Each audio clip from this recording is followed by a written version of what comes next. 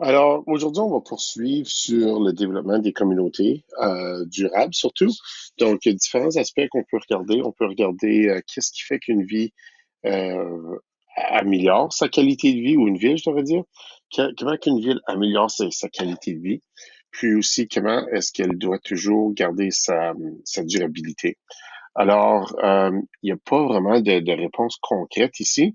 Dans les prochaines leçons, on va voir un peu comment est-ce qu'une ville fait ceci, mais vraiment, pour commencer, on doit regarder un peu plus sur pourquoi est-ce qu'ils font, puis qu'est-ce qu'une ville devrait prioriser. Est-ce que c'est essentiellement la qualité de vie? Est-ce que c'est la durabilité? Qu'est-ce qu'on devrait faire? Puis qu'est-ce qui va rendre les gens heureux par rapport à ceci? Alors, juste pour présenter le tout, il y a une vidéo ici qui va apparaître comme ceci. Donc, c'est une recherche qui est assez intense. On voit souvent ça d'année après année.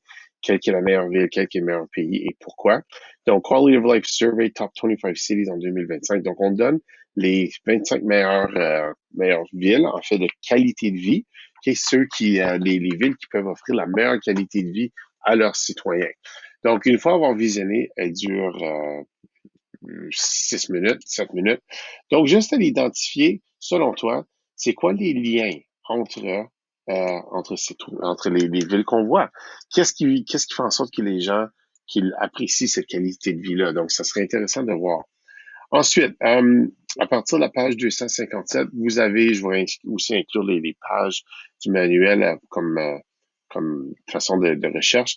Donc ici, c'est de répondre à quelques questions. Les questions sont vraiment à la page 259 aussi, mais c'est pas si compliqué. Donc, allez voir. Donc, on regarde un peu le pourquoi, puis qu'est-ce que les communautés devraient faire pour, évidemment, améliorer une certaine qualité de vie. Là, on va bientôt commencer à s'attaquer sur le point de vue canadien, même de l'Ontario et aussi de la ville. Donc, on sait ce qui se passe présentement peut modifier ce plan-là, en fait, qualité de vie et même durabilité, mais c'est quand même important d'aller voir. Donc, pour consulter, commencer à voir le site web.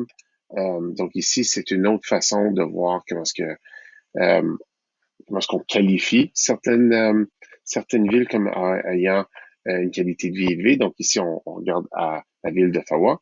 Mais si on revient ici, voici ce qu'on dit de la ville d'Ottawa. Donc, on parle aussi de la ville d'Ottawa. Donc, ce serait peut-être important de voir votre opinion par rapport à ceci. Qu'est-ce qu'on dit du Canada? Pourquoi est-ce que le Vancouver est parmi ces listes-là? Puis peut-être 10 recommandations. Donc, encore là, vous avez fait cette réflexion-là dans Flipgrid. Donc là, c'est un peu intéressant de voir où est-ce qu'on s'en va un peu avec ces idées. Il va y avoir un Flipgrid d'affiché.